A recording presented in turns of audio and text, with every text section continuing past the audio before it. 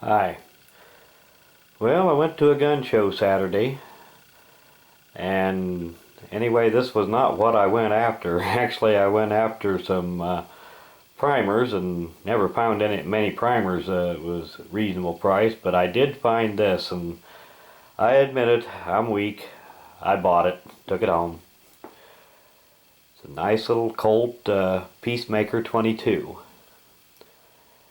And back in late 50s, Colt started making their Frontier Scout single action 22s. And this here is very similar to that, except that it has a steel frame instead of an alloy frame. And they were made in both the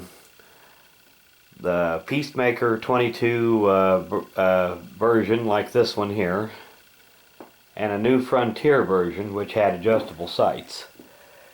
And essentially this is just a scaled down single action Army. Case colored frame, blue finish.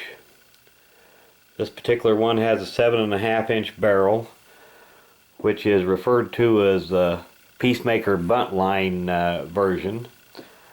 But compared to a real buntline, the barrel is not that long on these. The Scout buntlines had a 9.5-inch barrel, and real single action Army buntlines had a 12-inch barrel. But like I said, essentially it's just a scaled down Colt Single Action Army. Action works same way. Got the 4 clicks that spell Colt. 1, 2, 3, 4. Got a pretty good single action trigger. And these were made in several different configurations as far as the caliber goes. They were made in 22 long rifle like this one.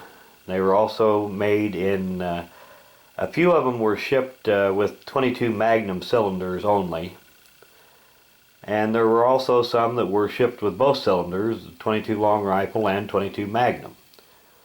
These guns were essentially supposed to compete with Ruger's single 6 revolvers. But the original Scouts were made from 1957 till 1969, and the steel frame Peacemakers were made from 1970 to 1977, I believe. And I looked up the serial number on this one, and this one was made in 1972. And as you can see, outside of a couple little scratches, it's got one little wear spot here, and a couple of places where the bluing is a little bit discolored. I would guess at some point there has been just a little bit of surface rust there, and somebody has cleaned it off. They did a pretty good job of getting it off there without screwing the finish up. See if we can get these markings to show up here. But for its age, it's pretty nice condition.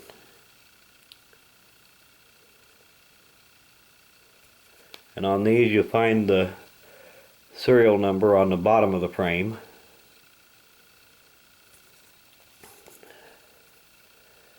But just in general, very nice little pistol.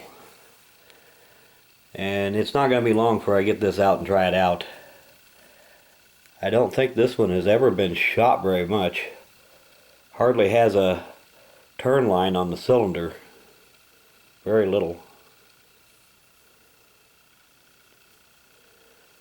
But don't worry, it's not going to be a safe queen. It's going to get shot. Guns were made to shoot, not to hang on the wall and look at. But anyway, just wanted to give you a quick look at it here, and there will be a shooting video coming up before too long on this gun. I won't be able to resist very long here. Just a question of having the time to get out and do it. But I want to do an end of video shout out, and this one's for OilTheGun. And I'll put a link to his channel in the description of this video. You get a little free time, go check him out. He's got an excellent channel. Thanks for watching.